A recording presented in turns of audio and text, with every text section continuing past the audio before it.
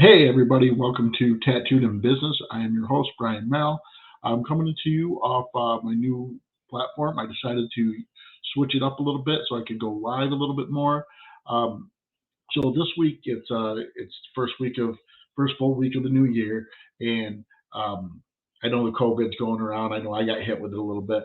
So please everybody out there, I hope you're all feeling better and doing well. Uh, but this is a time where we get business is slow, so we have opportunities that come up, and we have either really good face-to-face calls or we tend to blow them, so to say. But this will set the tone and the pace for the year.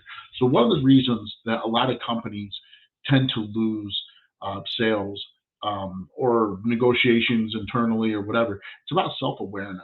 And I've touched on this in the past before with self-awareness issues with salespeople in general or in the market.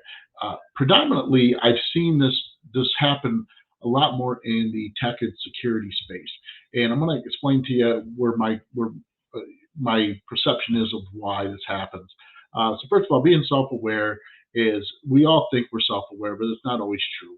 You need to kind of know and be able to be brutally honest with yourself of who you are, how you come off to other people, and how they perceive you. And there's two rules of thumb, right? There's the people that are kind of like me and they have that don't give a fuck factor because either you want my services and you want me working with you, appreciate my creativity and where my mindset is, or you don't. And that's totally cool if you don't. I'm not meant for everybody. I don't want to work with everybody, but of course we all have to pay the bills. So I'll go back to a story a year ago. I'm pretty sure it was about a year ago. If not, it was 2 years ago. But it had to be a year ago. So I got into web development and I was just starting into it about a year ago while learning some aspects. And I'll be the first one to tell you, I found someone who's way better at the programming and coding side than I am. So I wound up, him and I have a partnership. So he works for me under my brand, and he does a lot of the stuff that I can't do. Sets up my platforms and themes for me. We work through things. But anyhow, how we got to where we were at was real simple. We were both in a group. I'll say it out loud. It's because group pages, and I was struggling with it because I'm a sales guy first. Well, all these guys in group pages, this beta form, they're all these tech guys, and what I learned really fast interviewing all these different tech companies, trying to work with them, all these guys they're fucking gurus and they know all this. What they don't know how to do most of the time is talk to people. And they say very stupid things at the wrong time that is very demeaning to someone. First thing you never want to sit there and say to a business owner is, well, other businesses are doing this way, or businesses like yours do it this way, and harp on it. You can say it once, maybe even twice. That if you say it more than, or if that's part of your pitch, you're really not being self-aware. You need to be respectful of the other person across from you's time and not talk down to them. The other thing that always flips me out with them is the talking down to. So I don't care, your business, okay? And there's a fine line between respectfully talking to somebody about it, and there's a fine line between talking down to somebody in a demeaning way.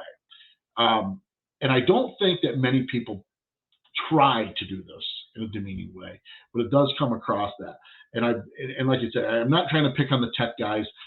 I happen to see a lot of this trend in the tech and security world from a person who has come from a sales background and tried to get myself in that space and be good at it. So I'll tell you. So one of the people that I was so impressed with technically is a competitor of mine. We're in the same business group for a while. She's great. She's really good at what she does. I don't want to say her name because I don't want to make her. I don't want to insult her in any way or anything like that, make her feel bad. But this woman, she doesn't know anything about building and designing a website. She's never done it. She subs it all out. Guys, most of us that are really successful doing this, we sub it out. Okay. I don't sub it out. I have a guy that I work directly with who we pick and choose what products we do because we're not a web development company. I do promotional product, commercial printing, and I offer web services to help people out if need be, and um, and clean up. I try to pick and choose what projects we go after. It's not like that's my bread and butter. It very well could be. I really like doing it. There's things I stay away from. I stay away from the social media stuff. I choose to partner and work with people that do it on a daily basis. So Key Brands is one of the Key Branding Labs is the company that I choose to work with because I really like the guys over there. I mesh with them. I like them. I feel comfortable with them and their abilities. What I love about them is when I talk with them, they don't talk down to you. They talk on your level. They're respectful. That's the key of a good tech company. That's the key of somebody who gets it. This other lady, I'll just use her first name. Her first name is Amy. She is unbelievable at that. She doesn't talk down to you. She takes it out of that over your head mentality and keeps it down on your level in a respectful manner. Now she's a shark, man. She's going to go for the clothes and she's going to go for it, but in a respectful way. So I just share this with you. So this is horrible, but this was a long day, and I'd been on 3 different calls during the day, 2 of which were tech companies trying to sell me something. Sign up with them for their social media campaigns or whatever, and I'd be a reseller of it. And the way they talked to me was just so rude. And then at the end of the day, I was talking with a friend of mine, and we're friends. So he can talk to me this way because we are friends, okay? But he doesn't always talk to me this way because we're friends. I've heard him, he talks to other people this way, and it was just one of those days that he caught me on a bad day, and he's a very tech guy, and he literally said to me, we were talking, and I literally just misquoted myself on something talking to him. I said something wrong, just, long day. And he says, let me educate you on that. And I fucking lost my shit because I built more websites. He didn't know this at the time. He didn't even know that I was already doing this. And he started talking down to me. But when you come at somebody with, let me educate you, I'm going to give you some knowledge. I'm going to, you know what, that's so fucking insulting. Tech guys, for some reason, in that world, and I'm talking from a guy who I'm in several chat rooms or groups that are on Facebook groups that are tech gurus, guys. We're talking really know their shit, and this is how they talk to each other. And it may be acceptable in their world, but it's not outside. So, what a lot of very successful web companies, tech companies, security companies do, they hire salespeople. So when you hire the salesperson, understand you're hiring somebody to be that buffer. So you need to, when you hire that person, respect that they probably know that. Well, first of all, make sure you're picking someone who knows how to be self-aware and be able to talk and read with the customer, not talk down to them, be on their level. But once you find that person, use them. They are there. It's quit trying to be the smartest fucking person in the room. The smartest person in the room doesn't always win. As a matter of fact, you don't win very often. This came about probably 4 years ago. A stupid ass freaking conversation, and again, it was one of those days, and it was so stupid. I sat there and I said, Jesus, I said, there's that other company too. I go, there's 2 ways you do color coding in this world. I can't remember what it is. And I said, it's Pantone, PMS, and something else. And he goes, Pantone and PMS. My friend says, well, Pantone and PMS, same thing. I said, I know they are. And then I said, but there's another one. I said, I can't remember what the fuck it is. Whatever. Anyhow, I said, so I just started trying to figure out the solution to it. 25 minutes fucking later, hey, I want to show you something. Pulls up on the screen.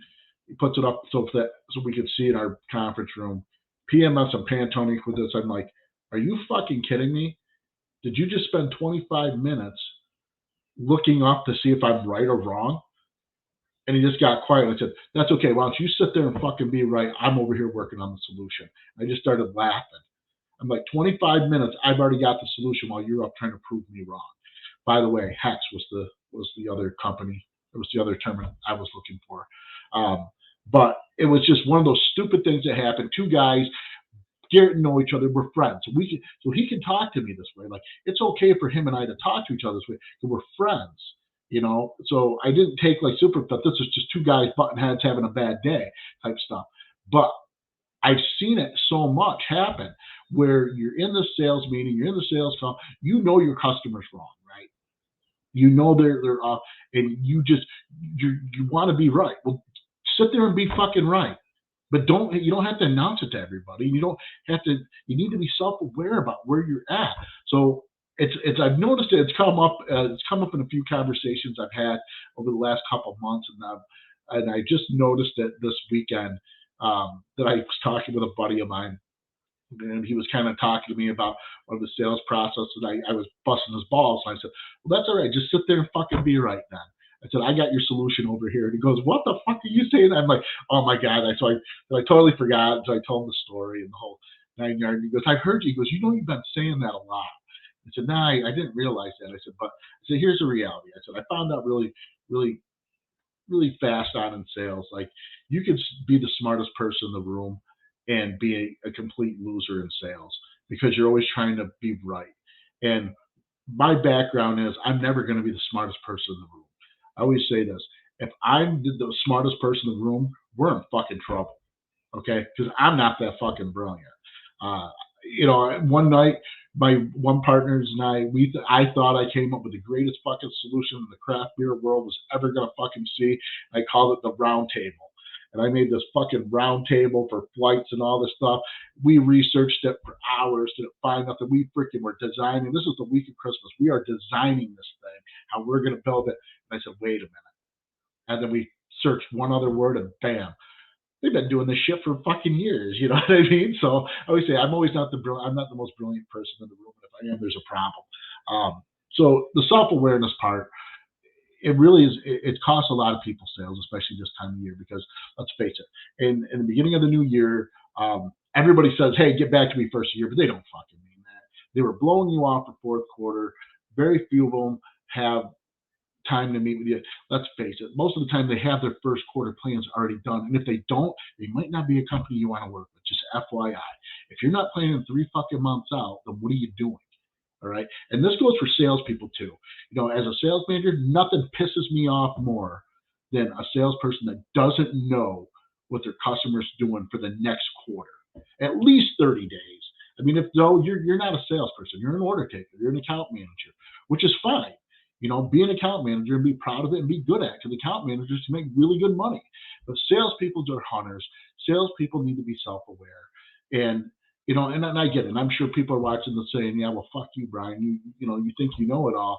Well, are you self-aware enough to think that how your customers perceive you? If you're so good, why don't you have everybody?" First rule: no salesperson can sell everybody. Nobody's that good.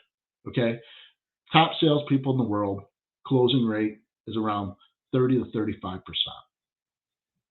Everybody who says they're closing 80% or more, you're not pitching enough people. You're not getting punched in the face enough, as Donnie would say. You're not getting punched in the face enough, and he's right. You don't have balls to go after things at that point. If you're getting that high of a close rate, you're not going after the right things. You're not going after big enough things, or you're way too fucking cheap, and you're underpricing yourself, and probably even in your market. You know, the self-awareness, like I said, I'm not trying to pick on just the tech companies out there. That's one place I see it a lot. I see it in my space too. So in promotional products, I see it all the time. People try to push what they want on you. Okay, so I'll give you an example. So I went on a call on Friday morning, sick as a dog, right? Sick as a dog. So everything's Zoom, thank God. So thank God for Zoom. I always say, it's I got the face made for fucking radio, so we say. But I'm in the call and I don't start telling the person about what I'm going to do for them, how I'm going to do it. I don't do that. I find out what's important to them first. Tell me about you. I hate saying that because it sounds so cliche, but give a shit about your person first of all. And the best part of the conversation before we went in, I mean, I have a boss who is so much smarter than me in the industry, so much more versed in the industry, has just so much more knowledge and direction that I go and I know about. And they said to me before we're going, Brian, you brought this meeting. Do you want to take the lead? How do you want to handle it? And of course, I'm not afraid to tell you when I shouldn't be the one taking the lead. I'm not afraid to ever say that because I know where I'm at. I am self aware of myself, and I don't work with every personality, and I don't work with every person. First time meeting this person, it was a referral that came through. So the meeting went well because I listened to what they had. Now, I happen to have some ideas based on talking with them that solidified that it went well. It isn't always going to work that way. But reality was is you have to read the customer. You have to read their body language. You have to be able to read where they're going at and be smart enough to shift on the fly. Now, I tell you this: when I do the web stores, which is my bread and butter, so where I really excel, where I do really well is I build web stores for people that they can go to, for companies that they can go to, and like all their printing, promotional products, branded apparel, everything in one stop shop. Plus, I do the e-commerce stuff for like if you want to open up your own e-commerce stuff, we do the fulfillment, all this stuff. So that's what I do for a living. Okay, I probably haven't said that too much on any of my podcasts, but ultimately that's what I do. I'm not your branding guy. I'm the guy that comes in after your branding guy is done with you, and you need to capitalize on it. So I'm your merch guy. I'm your merch guy, and I take care of the things that keep you going during your business day. So we build these web portals for people that they can one-stop shop, easy shopping efforts, everything like that. That's what I do for a living. That's where I focus on. That's what I'm good at. You're only going to be as good as the product you put up there, right? And a lot of people, that's what they do. They try to push product, push product. I have to be able to shift on the fly. I have to be able to move to where somebody needs me to go. And I have to be able to work with a lot of different personalities to see what they want and am I a good fit? Because I'm not going to be a good fit for everyone. Let's face it, there's a threshold of business that it's not worth it my time to go after. And then of course I have friends and people out there that I will do pro bono work for people, as far as help them get their websites and stuff set up because I believe in them and I believe they have a product and they just need a fucking start. They just need someone to help them out because this is not easy to figure out how to do an online business. And I just happen to be very blessed and gone to work for the guys over at Sanzo Specialties, who are the number one real estate um, product e-commerce store in America. So, and you would never know who they are or what they do unless you're in that space. These guys know how to do it. I will never be on the level that they have done that store with for their own store, but they're very smart, very good at it. So I got to learn a lot about how to rotate product, how to know how to feature things from these guys, and then take it from my other life as promo products and to build it into this is where my awareness comes in. Um, that being said, that's not a license to be an asshole when you talk to people. It's not a license to just do what you want, say what you want, all that type of stuff. Self awareness is beyond sales. It's in your everyday life. You know, it's like when you talk about when you're friends, when you talk with your family, being self-aware. And self-awareness is is a positive and a negative thing. Okay, you can be too hard on yourself at times, but self-awareness is what's going to help keep you going in sales. It's going to help you close the sales. Now, again, um, if you have a chance and you have two of you on the call and you're not feeling it, you got the side chat bar, or they're hopefully sitting in the office right there with you. Don't be afraid to let the other person take the lead or take over when you're not hitting it. You got to remember, there's greed and there's selfish, right? And this was really kills me in the world of sales because I'm dealing with a situation. So greedy is I want everything, and that's me. I'm greedy. I want everything. I want everything to come through us, no matter what. Selfish is when I say, well, if you're not going to fucking pay me on that, and we do this, or I have to hand it off to somebody else in our, then I'm not going to bring it up, and I'm not going to do it. That's selfish, and if you're selfish, you should be fired, and you shouldn't be working for the company. Selfish is never going to get you anywhere. Greed is okay. Okay, so keep that in mind. At the end of the day, even if I'm not going to get paid on it, and I'm helping somebody out, I'm there to help them. I've agreed to help them. I've agreed to come in with them. And I don't do consulting, guys. I mean, that's not my gig. So when you're watching this Tattooed in Business, I'm not here trying to build a consultant business or a speaking business. I don't care if I make a penny off this. This goes back to where John Polkowski and I started, where I don't want anyone to make the same mistakes that I've made in business and marketing. And John and I agreed to do this, and I'm keeping it in my way of honoring his legacy is to keep this going. And I've worked with some great sales guys. Victor Scarsell, best fucking closer I've ever worked with. He's just an amazing man. There's just so many people I could be naming. I was taught how to do sales by Louis DiMartino, who taught me the urgency and why you don't want to let somebody walk out the door.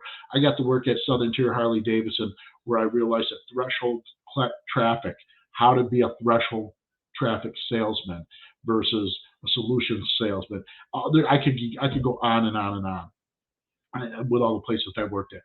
But it always comes back to being self-aware of who you are and what you are. And when you first move into a sales role with a company, you may not know your self-awareness at that point. It can take a couple months to develop where it is. And they call a lot of people say, well, you're honing your pitch. You're not honing your pitch. You're finding what works for you in this industry and how your customers in this industry are going to perceive you. And when you're a sales manager, it's a different mentality, right? Because you got to look out for your salespeople.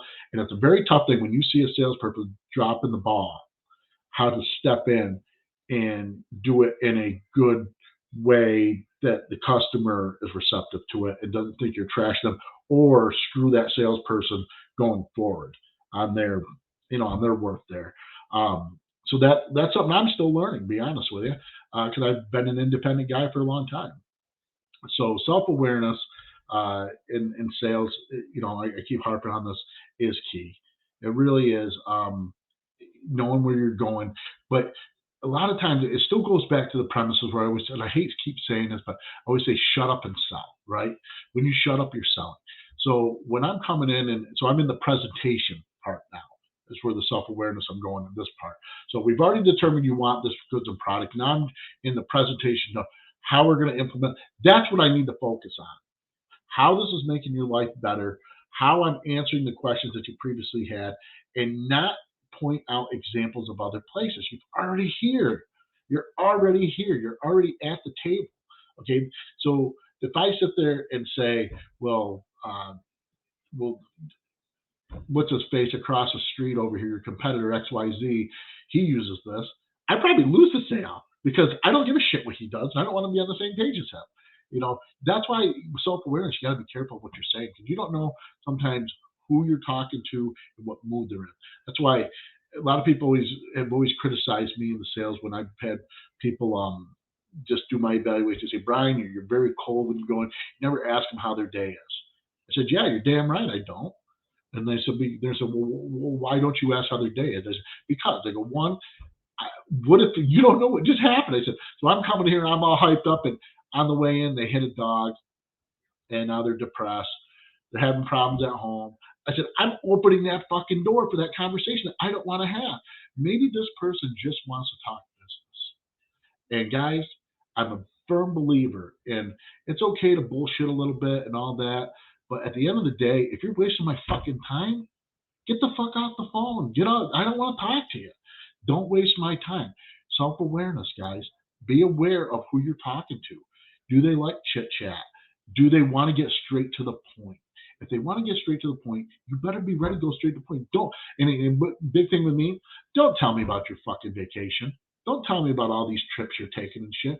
Ask me when the last time I took a fucking vacation, motherfucker. I don't fucking go on vacation. My vacations are business trips, and I do other things with. Now, I'm not proud of that. I'm a perfect candidate for a travel agency because I don't know what I want to do. I've been single for so long and focused on business for so long that that's how I do my thing. I'll go camping by myself or whatever, I'm not that guy who you're not going to see me posting all these pictures unless it has something to do with me and my kids. You're not going to see me posting pictures of places I've gone and hanging out and doing it's always about the people I'm meeting while I'm there. And they're usually business connections. They're people that are influencers. They're people that I see. That's me. That's my personality. So when you come to sell me, you should be self-awareness about it. Guys, I always say good salespeople stalk. You learn to be a stalker. You stalk their Facebook, you stalk their LinkedIn, you stalk their Twitter, you stalk their whatever. Get a little feeling for them, okay? And then try not to prejudge, but have notes. You know, it's okay to have notes on what somebody is like or into and stuff, but don't be disingenuous. Don't be that guy that says, "Hey, did you read that article in the Wall Street Journal on XYZ?" And then the guy across from you says, "No, I didn't. What did it say?" And you're sitting there with your foot in your mouth and you can't spit it out. Everyone knows that's a very old sales thing that they were warning you about a long, long time ago. But try to wrap it up here, guys. But just wanted to again touch on self-awareness, the importance of self-awareness out there. And like I said, I'm on a new stream right now, trying something different. Hopefully, this all works out great. So again, this is Brian Merrill's Tattooed in Business. Follow us on, of course, YouTube, which this will go up on YouTube probably tomorrow or so. It'll go on the podcast probably tomorrow or so. But again, Tattooed in Business. The email is tattooedinbusiness@gmail.com. You can message us on our Facebook group, Tattooed in Business, or my private one, my own. And of course, look for us on Podbean and several other podcasts out there. Like it. If you see somebody out there who you think could benefit from this or would just think they have a good time listening, turn them on to me, man. Send them over my way. Looking to grow my viewers, of course, and listeners. And again, if there's anything you guys ever want to hear me talk about or be on the show with, shoot me an email, shoot me a message. Always looking for people to come aboard. I'm going to schedule time with my man, Kevin McLaughlin. We're going to talk about some team building and team leadership, how to build a successful team.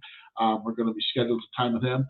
This Thursday, I am actually recording on another podcast, Lori Seitz. Fine is a four-letter word. It's a great podcast. I love it, even though it's geared for women. I guess I think I might even be her first male guest on there talking. So I'm pretty excited about that. Sean Murphy's Above the Bar podcast. I was just on that. So guys, definitely.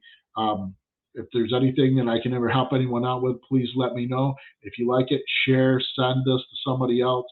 Make sure you check out the YouTube, and everybody have a great day. All right, this is Tattooed in Business, Brian Merrill.